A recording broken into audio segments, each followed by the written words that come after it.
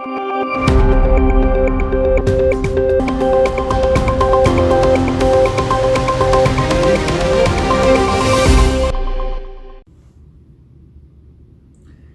is David Goldman, Asia Times Deputy Editor, speaking to you from New York City on the evening of April 19th.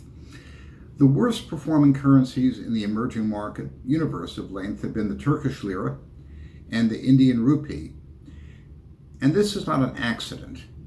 The same divide between COVID have and have-nots, which we saw in the industrial nations last year, is now poignantly with us in emerging markets, with infections in India reported at about 300,000 per day, triple the previous peak of 100,000.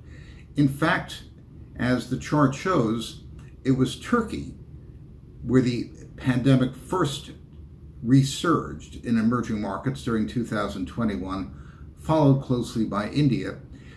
East Asia, once again, was largely spared, and the Asian currencies have, of course, been among the stronger in the emerging market universe. What we're seeing is the end of the concept of emerging markets altogether.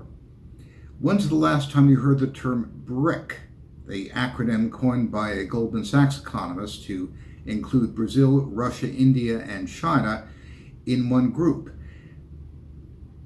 Brazil and Mexico are also big COVID sufferers that aren't quite in the Indian scale. And what we've seen is that there is a world of difference between a country where a physical and public health infrastructure made it possible to control a pandemic, and countries where you have only a thin patina of modernity on top of what is largely a pre-modern society.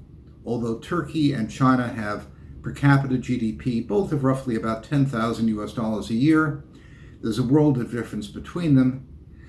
Turkey is still basically a backward country with a tiny modern sector. China is a country where modernization has gone down to the grassroots. So until we see clarity about how the still pre-modern part of the developing world is going to come out of the COVID-19 pandemic, I would stay clear of emerging markets such as India, Turkey, Mexico, and Brazil.